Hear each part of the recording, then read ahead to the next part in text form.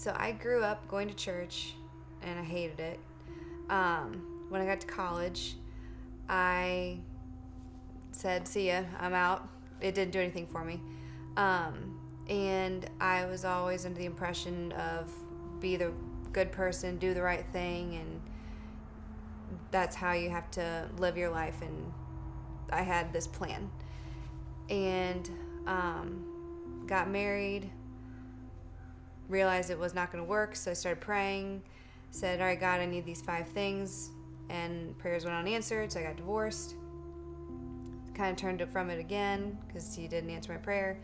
And then something happened where I could not stop reading the Bible because there was, I needed to know more.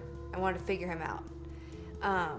So I tried to solve the mystery of God, but I could not figure out Jesus. It didn't make sense. I can't explain that draw that I had, but I could not stop researching. It was him leading my life instead of me trying to control it. So I had to give him control, which was really, really hard to do. But finally gave him control and made a point, and I gave my life to Christ on November 16th. And I've been following his path ever since, instead of following my own path and saying this is what I need for this path. My goal in my relationship with Anne, really with anyone, but very intentionally so with her, is to cooperate with the work that God is doing in her life, and to trust that he will use me, even though I certainly don't necessarily feel like I have the words or anything in and of myself to offer to her.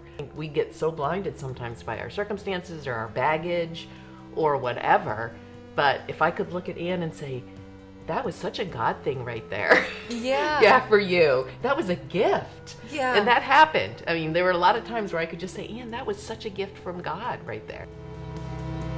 I always thought that I was pursuing God and he wasn't pursuing me.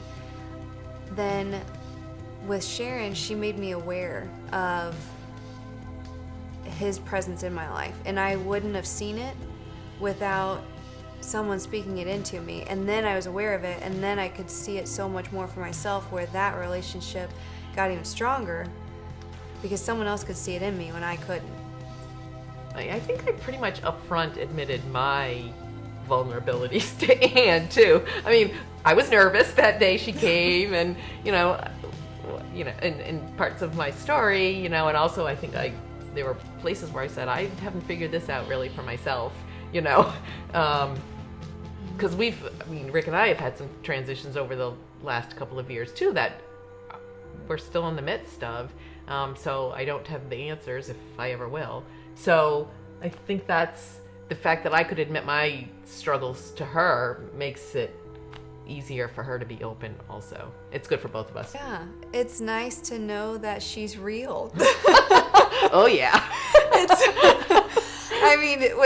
If someone is always perfect, just going back to the struggles that I had, then I'm like, oh shoot, I can't live up to that. Through this entire process, seeing how God speaks to me through Sharon in my relationship, and the way that my relationship with him has grown and grown. It's just trusting that God is going to manage this. He's going to manage this relationship in a way that that his purposes are accomplished through it.